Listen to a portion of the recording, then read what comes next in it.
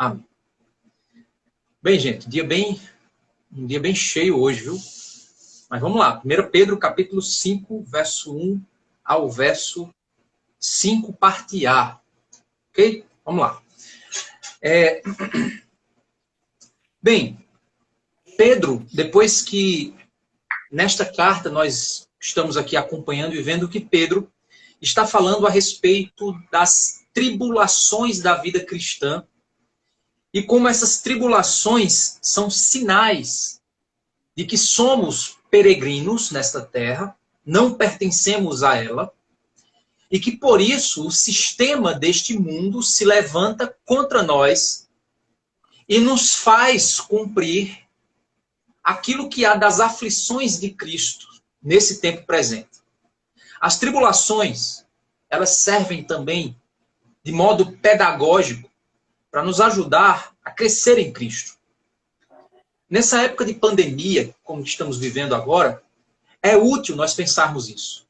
Por quê? Porque o nosso Mestre Jesus Cristo sofreu neste mundo, pagou pelo nosso pecado e nos comprou de um estilo de vida que nós vivíamos para um estilo de vida em que nós somos peregrinos e forasteiros, como ele diz lá no capítulo 2, verso 11.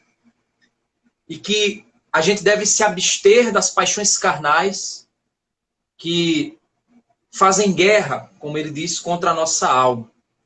Tendo, verso 12 do capítulo 2, conduta exemplar no meio dos gentios, para que, quando eles os acusarem de malfeitores, observando as boas obras que vocês praticam, glorifiquem a Deus no dia da visitação. Então, o sistema deste mundo se levanta contra os filhos de Deus. E nós, que somos peregrinos, forasteiros, temos que agir dentro dos princípios e dos valores do Mestre, do nosso Rei, do reino que nós fazemos parte. E por esse motivo, as nossas ações devem ser diferenciadas do sistema do mundo.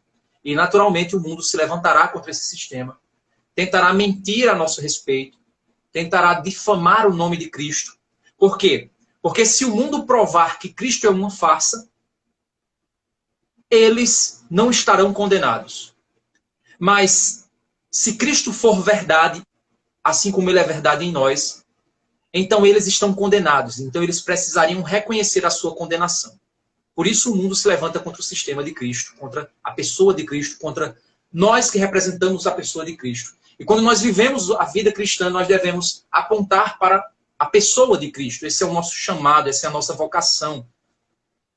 Pedro diz isso, sacerdócio real, nação santa, povo escolhido de Deus, para mostrar o que ele diz aqui.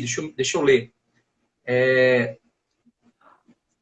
Deixa eu ver aqui.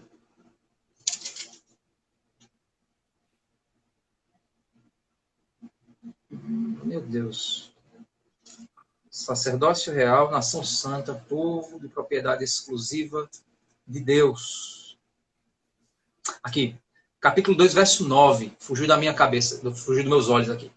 Vocês, porém, são geração eleita, sacerdócio real, nação santa, povo de propriedade exclusiva de Deus, a fim de proclamar as virtudes daquele que os chamou das trevas para a sua maravilhosa luz. Antes vocês nem eram povo, mas agora são povo de Deus. Antes não tinham alcançado misericórdia, mas agora alcançaram misericórdia. Então, qual é o propósito do nosso chamado, da nossa vocação? É mostrar a partir das nossas obras que nós somos diferentes deste mundo, mostrar a partir das nossas obras que nós somos feitura de Deus, pertencentes ao Senhor Jesus. Esse é o nosso chamado, é a nossa vocação. E como isso se desenrola? Isso a gente já viu aqui. Se desenrola no amor fraternal, na maneira como nós tratamos uns aos outros, na maneira como as mulheres tratam seus maridos, maridos tratam suas mulheres, pais tratam seus filhos, servos tratam seus senhores, senhores tratam os seus servos, e uns tratam os outros, o seu estilo de vida, o seu testemunho, entendendo que o meu testemunho e o meu estilo de vida, eu não faço para ser salvo, mas eu faço porque eu já fui salvo. As minhas boas obras, elas são evidência da minha salvação. Isso nós já vimos até aqui. Isso é uma revisão rápida do que a gente já viu em 1 Pedro até agora. Depois ele fala, no capítulo 4, do verso 7 até o verso 11, ele fala sobre nós administrarmos o dom, a multiforme graça de Deus, a maneira como a graça de Deus nos transforma em instrumentos abençoadores. Nós somos instrumentos abençoadores dos que estão ao nosso redor. Então, as pessoas que estão ao teu redor são instrumentos. As pessoas que estão ao teu redor, elas estão ali para que você seja instrumento de bênção na vida dessas pessoas. E quando essas pessoas perguntarem a respeito da fé que você tem, Pedro também disse isso, você possa dizer da esperança que você tem no reino vindouro, na sua vida, no seu coração. É assim que nós funcionamos, é assim que Deus espera que o nosso coração funcione no serviço ao Senhor. E aí nós somos participantes do sofrimento de Cristo. É quando ele diz, não estranhe o fogo que surge para provar, não estranhe, faz parte. É o sistema do mundo se levantando contra o povo de Deus. E aí, isso é sinal de que o juízo de Deus ele começa a acontecer dentro do povo de Deus, dentro da casa de Deus, para provar os que são e os que não são de Cristo. Essa tribulação que nós estamos passando, essa pandemia que nós estamos passando, é um juízo, é prova, é provação de Deus, dentro da própria casa dele, para provar os que são e os que não são de Cristo, os que permanecem e os que não permanecem porque não eram dos nossos. Isso vai acontecendo à medida que nós vamos caminhando a caminhada da vida cristã. E é aqui agora onde ele começa a falar um pouco do relacionamento do povo de Deus dentro da igreja de Cristo. O povo de Deus ajudando o povo de Deus. A gente precisa entender que o que Pedro ele quer nos mostrar é que a comunidade da fé, a comunidade do povo de Deus, é um refúgio para aqueles que querem fugir do mundo. E ao mesmo tempo, além de ser um refúgio do mundo, aqueles que querem fugir do mundo, é também um lugar de fortalecimento para que a gente possa passar de um lado para o outro, em meio a esse mundo de tribulação, de sofrimento, de dor. Por isso nós precisamos estar juntos, unidos, para passarmos pelas provações como povo de Deus. E é aqui onde ele agora vai apontar os seus conselhos para os líderes daquela comunidade. A gente vai ler o capítulo 5 do verso 1 Pedro, capítulo 5, do verso 1 até o verso 5a. Amanhã a gente finaliza 1 Pedro, certo? Então vamos lá. Ele agora direciona a palavra aos presbíteros. A palavra presbítero significa ancião, significa líder. É aquela pessoa que foi chamada para liderar a igreja. Ou pessoa ou pessoas. A gente precisa entender que a igreja ela não é uma comunidade a ser liderada por um homem só. Certo? Ela é uma comunidade a ser liderada por líderes. Cada líder tem sua função dentro dessa liderança. Existem aqueles que têm um viés pastoral, existem aqueles que têm um viés mais de ensino, existem aqueles que têm um viés mais de supervisão e administração. Mas a grande questão aqui é que ele está agora mostrando que a comunidade de Deus possui basicamente duas posições. A posição que lidera e a posição que é liderada. Certo? A posição que lidera e a posição que é liderada. Eu não tenho tempo aqui para trabalhar o termo presbítero, certo? Com vocês. Mas a palavra presbítero, ela indica a ideia daquele que é líder, ancião, ou aquele que guia as pessoas. E aí ele agora identifica especificamente,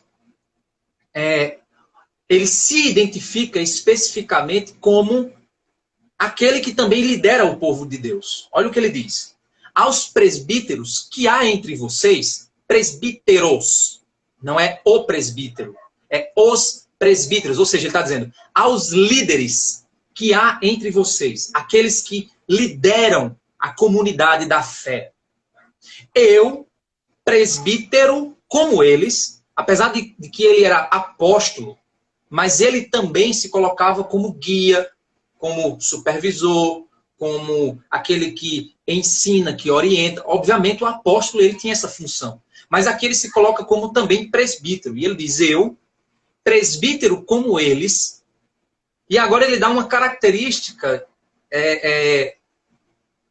pessoal dele como presbítero, e que o torna equivalente àqueles homens que estavam ali, ou que conecta os mesmos sentimentos. Primeiro, eu, presbítero como eles, testemunha dos sofrimentos de Cristo, ou seja, aquele que foi chamado para testemunhar, para apresentar, para dizer, Cristo sofreu. Eu sou testemunha do sofrimento de Cristo. Eu dou testemunho de que o sofrimento de Cristo é uma realidade. Jesus ele nos chamou para sermos testemunhas, para testemunharmos a respeito do que Cristo faz em nós, do que Cristo fez em nós. Então ele, presbítero, assim como os outros presbíteros, ele também era testemunha do sofrimento de Cristo. Ele representava, ele apresentava o sofrimento de Cristo. E ainda, coparticipante da glória que há de ser revelada. Então ele tanto se coloca como aquele no presente, que é testemunha do sofrimento de Cristo, como aquele que possui uma expectativa futura de ser participante da glória que será revelada.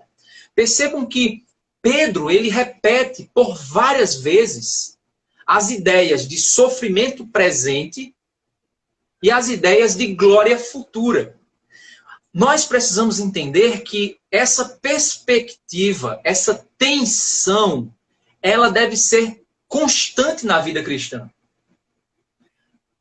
A ideia de testemunhar a Cristo enquanto estamos aqui, a partir do sofrimento, faz parte da vida cristã. Mas também a expectativa de que Cristo voltará também deve fazer parte da vida cristã.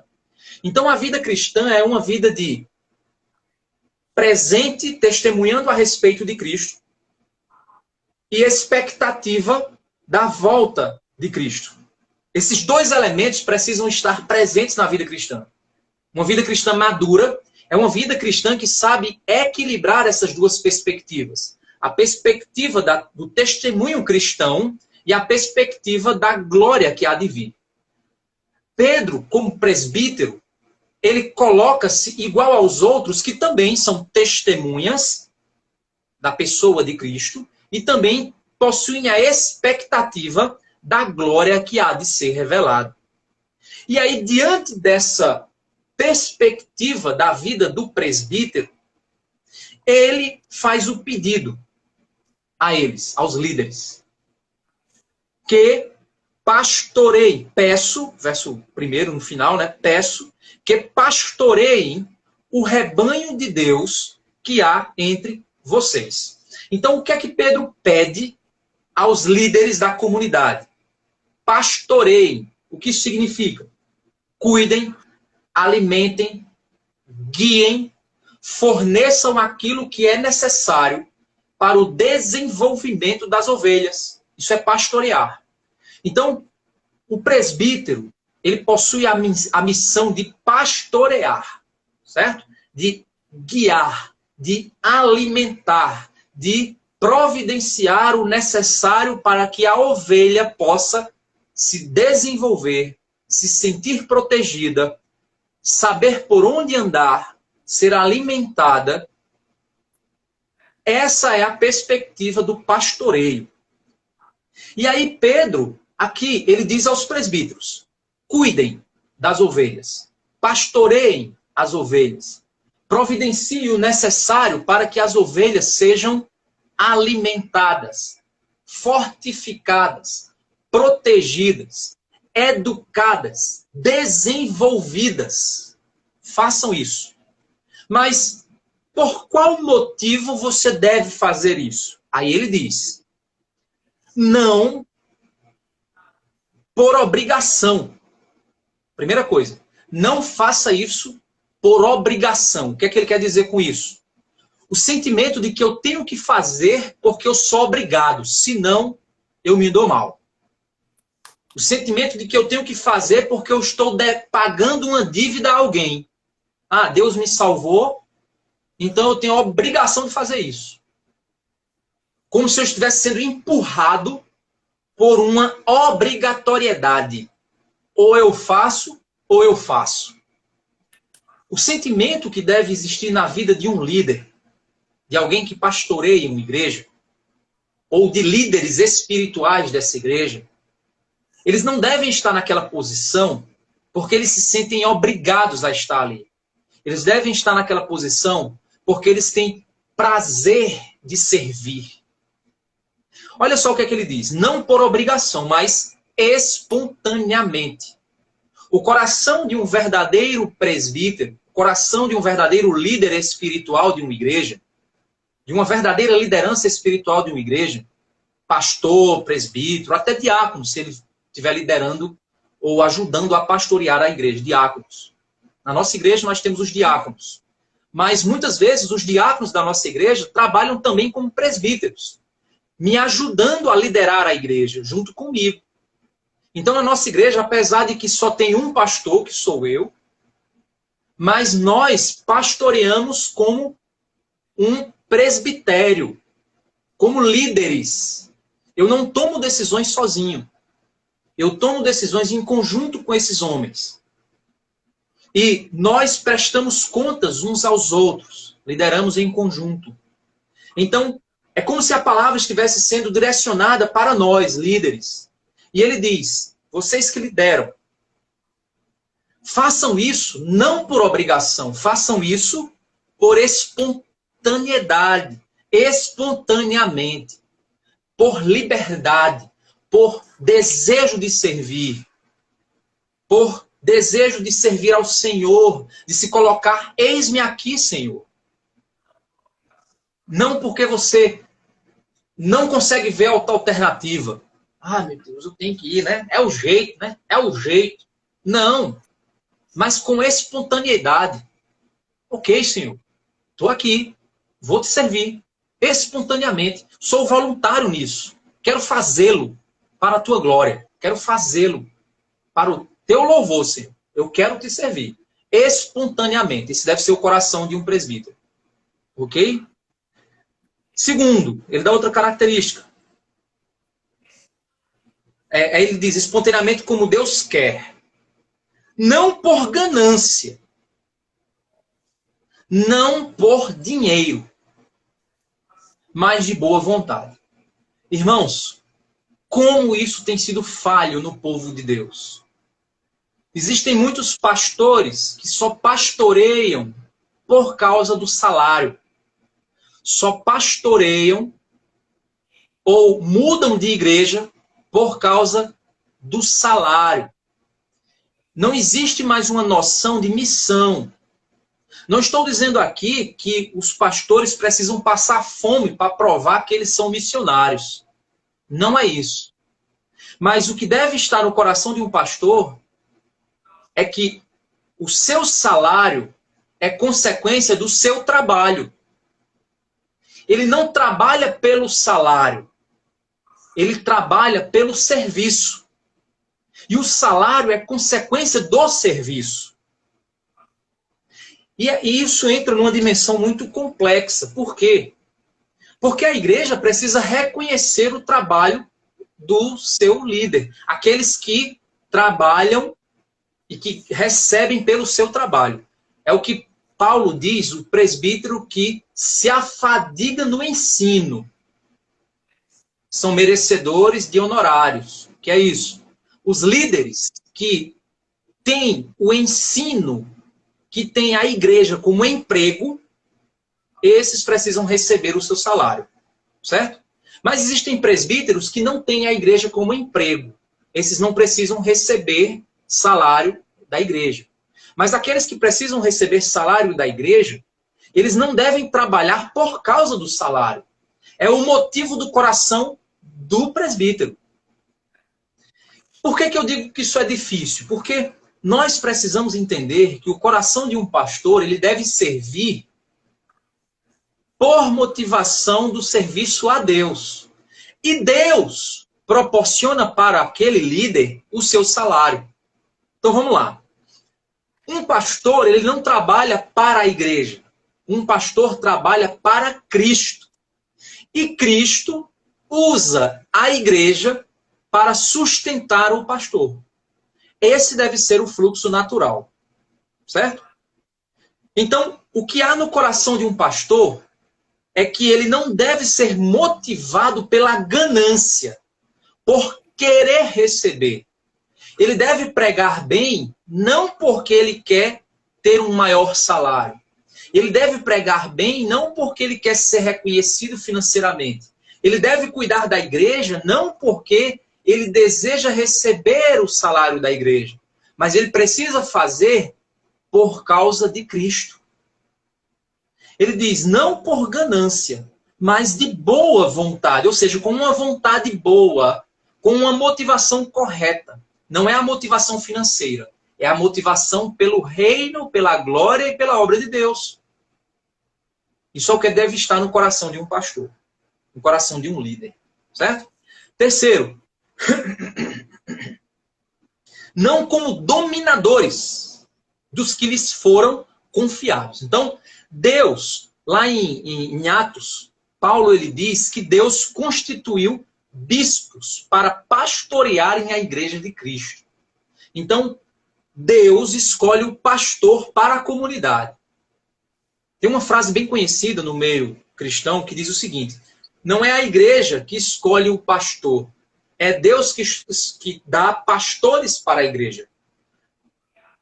Isso é cumprimento de uma profecia lá em Jeremias, onde Deus diz, eu vos darei pastores que vos pastorearão com sabedoria. O que isso significa dizer? Que Deus é quem levanta esses homens, entrega esses homens para a comunidade como um presente a ser dado para a comunidade. O que acontece é que Deus confia. Então Deus chega ao presbítero, ao líder, e diz assim, esta comunidade será liderada por você. Estarei dando ela confiando, ela será confiada a você e depois eu cobrarei de você o que você fez nessa comunidade. Se você foi fiel a mim, ensinou, pastoreou, liderou, certo? Isso, irmãos, não se restringe somente ao pastor. Eu estou falando do corpo de liderança, certo? Mas é claro que, primeiro ponto que ele falou, ele não deve fazer por obrigação. Ninguém tem que liderar a igreja porque é obrigado a fazer isso. Ele não deve liderar a igreja porque quer receber salário.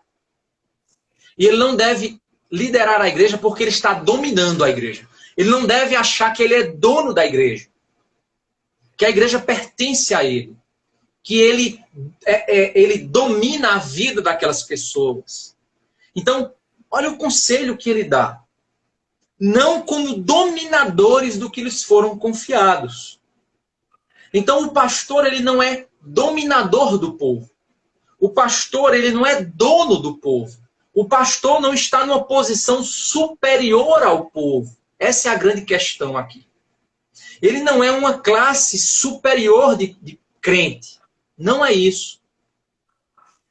A função dele é liderar, mas a função dele não é liderar numa posição superior ao povo, como se ele estivesse dominando, como se ele fosse o rei do povo, como se ele fosse o chefe do povo. Não, não tem nada a ver. Liderar não é isso. O que é liderar, segundo a perspectiva do presbitério, do presbítero? Olha o que ele diz. Não como dominadores do que lhes foram confiados, mas sendo exemplos para o rebanho. O que o pastor deve ser, o que o presbítero deve ser, o que o líder, os líderes da comunidade devem ser, é exemplo do rebanho. Então, se ele é marido, ele deve ser um exemplo de marido. Se ele é pai, ele precisa ser um exemplo de pai. Se ele é filho, ele precisa ser um exemplo de filho. Se ele é líder, ele precisa ser um exemplo de líder. Se ele é cidadão deste mundo, ele precisa ser um exemplo de cidadão, cumpridor da lei, cumpridor da sua cidadania terrestre, cumpridor do respeito às autoridades. Ele deve ser exemplo disso. E ele deve guiar a igreja pelo exemplo dele.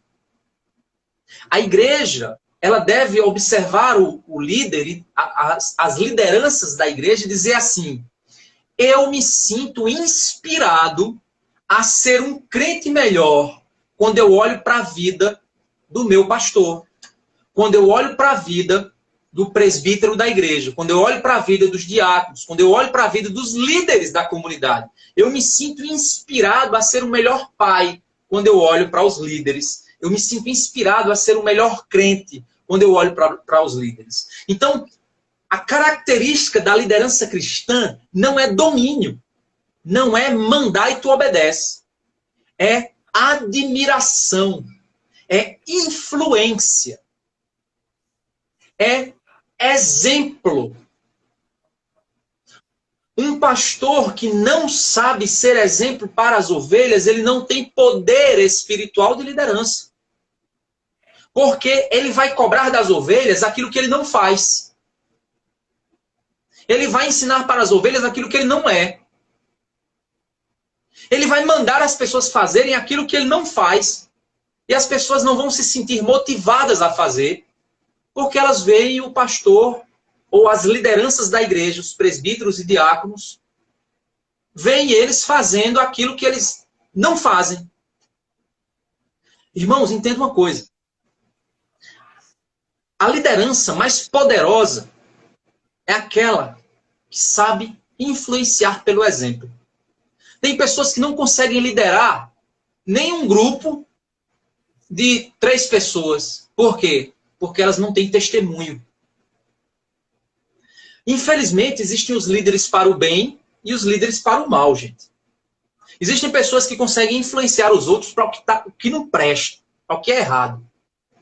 Dentro de igreja tem isso também. Você tem lá os jovens. Aí você tem um jovem que ele é um exemplo de juventude, buscando a Deus, e alguns jovens não se sentem motivados, ou não veem ele como líder. Mas tem outro jovem que é um cara pilantra, safado, mundano, ruim, que os jovens ficam doidos por ele. Mas por que ficam doidos por ele? Porque eles são iguais a ele. E você escolhe o líder que te representa pelo que você é. É assim que funciona. Então, se nós temos uma liderança que ela busca ser um exemplo de cristão em todas as áreas, por que eu deveria me incomodar em ser liderado por aquela liderança? Se aquela pessoa ela não é infalível, mas se a vida dela é uma vida que é exemplo para mim, por que eu me incomodo de que aquela pessoa tenha uma vida correta ou que me lidere? Então, existem pastores que, quando eles não têm a capacidade de testemunho, existem líderes que, quando eles não têm a capacidade de liderar, o que é que eles fazem? Eles obrigam a igreja. Eles põem medo na igreja. Eles dominam a igreja. Eles manipulam a igreja. Eles influenciam através da manipulação, do medo. Isso não é a verdadeira liderança. A verdadeira liderança, ela lidera pelo exemplo.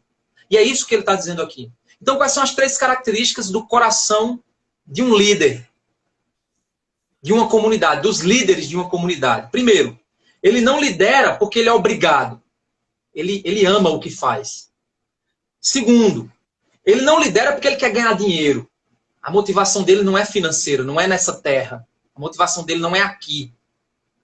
Terceiro, ele não domina as pessoas. Ele influencia as pessoas a fazerem a coisa certa porque ele faz.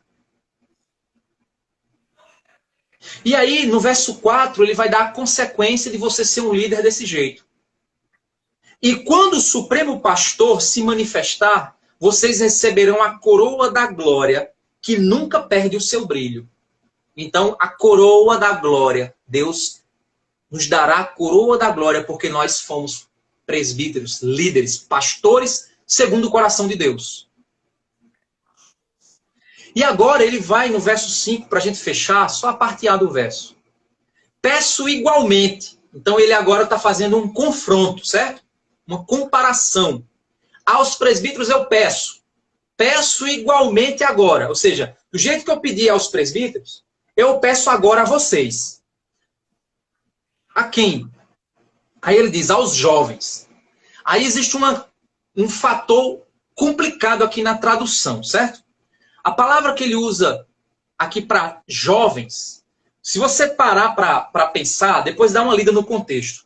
Ele está falando para presbítero, depois ele chega para jovem, aí depois ele pula para falar do geral. Você diz, o que é que jovem tem a ver com isso? Na realidade é porque a tradução seria os mais novos na fé, ou os menos experientes, certo? O que é que acontece? A palavra presbítero significa ancião. Essa palavra, ela era aplicada aos líderes. Aí você diz, então pastor tem que ser velho? Não. Porque Timóteo era jovem. E Paulo disse a Timóteo, ninguém te despreze pela tua mocidade, mas seja um padrão para os fiéis. Lembra, lá em Timóteo, Paulo diz isso? Ou seja, Paulo diz a Timóteo, Timóteo, você é jovem, mas a tua juventude não seja um empecilho para o teu ministério. Por isso, torne-se um padrão, um exemplo para os fiéis, para que eles olhem o teu exemplo e digam, esse cara é um líder. Aqui é a mesma estrutura de pensamento. Presbíteros, ou anciões, ou líderes, ou seja, pessoas mais experientes, porque o líder ele tem que ser alguém experiente, experimentado na fé. Então ele tem que ter quantos anos, pastor, de experiência na fé? Não, ele tem que ter as características de uma liderança. Lá em 1 Timóteo, capítulo 3, você vai ver isso, as características de um presbítero, certo? Aí vai lá estudar. Aqui ele está dizendo o quê? Aos jovens, ou seja, a tradução seria, peço igualmente aos jovens, ou seja, isso eu estou me apoiando, ó, também, nesse camaradazinho aqui também, viu? É um comentarista, certo? Ele usa a seguinte expressão. Então, a exortação a todos os membros da comunidade é sujeitai-vos aos presbíteros, ou seja, sede submissos aos mais experientes. Sede submissos, é hipotage. Ele diz o seguinte, sendo assim, é mais provável que esse termo represente aqui toda a comunidade, os que não são presbíteros.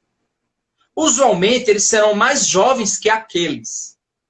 E por isso a escolha da palavra é justificada. O paralelismo seria o quê? Peço igualmente aos liderados, estejam sujeitos aos que lideram. Seria esse o contexto do entendimento do texto, certo? Se você olhar na NVT, vai estar escrito da seguinte forma lá na NVT. Da mesma forma, vocês que são mais jovens, olha só, aceitem a autoridade dos presbíteros. Olha só que interessante. Então, a grande ideia a ser confrontada aqui primeiro ele falou para presbíteros, certo? Para líderes. E agora ele está falando para os liderados. Ele está dizendo, vocês que são liderados, mais jovens, menos experientes na fé, ou que estão sendo liderados pelos mais experientes, ou pelos mais velhos, ou pelos líderes. Ou seja, vocês que são liderados, que estão sendo liderados pelos líderes, que eu falei lá em cima. Peço igualmente aos jovens, estejam sujeitos aos que são mais velhos. Ok, aqui ele fecha o raciocínio. Primeiro ele disse, presbíteros, eu sou igual a vocês. Eu sou testemunha do sofrimento de Cristo. Eu também tenho uma expectativa de que Cristo voltará.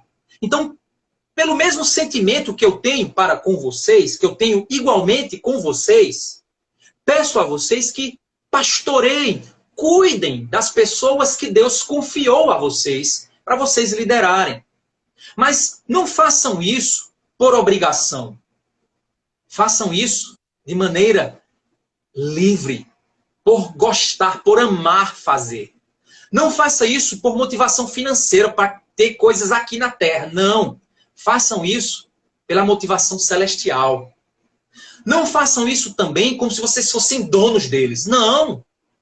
Pelo contrário, liderem pelo exemplo. Sejam exemplos deles. Porque eles vão desejar te seguir pela tua influência, pelo teu exemplo, pela tua vida. Peço igualmente a vocês, que são os liderados, respeitem os líderes. Ou, quando ele diz aqui, estejam sujeitos aos líderes. Permitam-se ser orientados. Não porque eles são superiores a vocês. Não é isso. Mas porque eles foram escolhidos por Deus para guiar o povo. E vocês precisam entender que esta missão deles precisa ser reconhecida por vocês. Então, irmãos, fazer uma pergunta para você, líder. Quando Deus te chamou, você tem se colocado nas mãos de Deus pelos motivos certos? Você tem liderado o povo porque você ama fazer a obra de Deus? Você tem liderado o povo, mesmo que você não receba nada em troca, não seja reconhecido? Você tem liderado o povo se esforçando para mostrar para eles como é sua vida em Cristo? Se sim, meu irmão, glória a Deus, você vai receber a coroa da glória. Se não, meu irmão, busque ao Senhor Jesus, que Ele quebrante o teu coração e te ensine. Vocês, liderados, vocês reconhecem a liderança espiritual na sua vida de um presbítero ou de líderes espirituais? Tem alguém na sua vida que você possa dizer assim: este é o meu líder, este é o meu presbítero, este é o meu pastor? Tem alguém que você faça isso? Tem alguém que você reconhece essa pessoa na sua vida? Se você não tem, eu estou falando de coração. Não é porque ele é melhor do que você. A gente acabou de ver que não existe, que ele não é maior do que você. Não é que ele está fazendo isso porque tu está pagando salário para ele. Não é isso. E ele não está fazendo isso porque ele tem que fazer, obrigado. O pastor tem que fazer mesmo. Não. Mas você reconhece que ele ama o que faz. Você vê isso na vida dele. Você reconhece que ele faz aquilo ali, não é por dinheiro que ele faz. Você reconhece isso na vida dele. E ele também te inspira a servir a Deus. Você tem alguém que você possa dizer: essa é a pessoa na minha vida que eu considero assim. Amém, meu irmão. Você está conectado ao corpo de Cristo. Você faz parte da igreja de Cristo. Você faz parte da nação santa, povo escolhido de Deus. Agora, se você não tem essa pessoa, ou até na igreja tem, mas você não reconhece ela, sinto te dizer, você precisa se arrepender. Sabe por quê? Porque quem constitui a liderança da nossa vida não somos nós, é Deus. Ele é quem escolhe. E quando você não aceita a escolha de Deus, você não está se rebelando contra aquele presbítero, aqueles líderes. Você está se rebelando contra Deus. Você não aceita a escolha de Deus. O seu problema não é com o seu pastor. O seu problema é com Deus. Você está entendendo isso? Agora, é claro que você tem que ver na vida dessa pessoa essas características, viu? Certo? Porque se você vê, aquele é um líder que Deus escolheu. Agora, se o teu pastor, por acaso, peca em algumas dessas áreas, ele está aí na tua igreja, está pecando, ore pela vida dele para que Deus conceda arrependimento para ele. Agora, se você tem essa pessoa na sua vida, louve a Deus, agradeça a Deus e diga: Deus, obrigado. O Senhor me deu um presente. Porque a gente falou aqui na mensagem que é Deus quem constitui os líderes. Uma igreja infiel a Deus, ela merece um líder infiel. Um líder pesado, que destrua ela, porque ela deixou de ser igreja de Cristo. Agora, uma igreja fiel a Deus, Deus irá presenteá-la com um bom pastor. Então, este é o relacionamento entre líderes e liderados. que nós possamos viver isso na nossa comunidade. Que a nossa igreja, Igreja Batista da Graça, possa viver isso. Que eu, os diáconos, os líderes espirituais da igreja, possamos ter esse espírito aqui que a gente falou.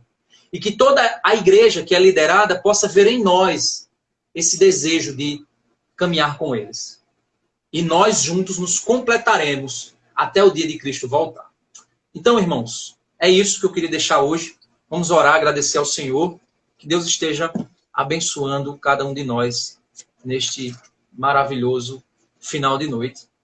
E amanhã a gente fecha o livro de 1 Pedro. Vamos orar? Senhor Deus, Pai amado, Deus santo, misericordioso, obrigado, Senhor, pela tua bondade, graça, misericórdia. Nos capacita, Senhor, a te buscarmos, nos capacita, Senhor, a sermos instrumentos teus, Pai. Obrigado, Senhor. Me protege de mim mesmo, Pai. Eu como pastor. Me protege dos meus pecados, Pai. Tira de mim aquilo que te desagrada. Me torna um pastor segundo o teu coração, Senhor. E os irmãos da nossa igreja, Pai, nos faz eles serem liderados com amor, faz eles se submeterem da maneira graciosa e que juntos, nós líderes e eles liderados, possamos nos completar para a glória do teu nome e caminharmos na tua maravilhosa obra, Senhor. Aqueles irmãos que estão nos visitando aqui pelo Facebook, pelo Instagram, cuida deles, dos seus corações, que eles possam respeitar os seus líderes.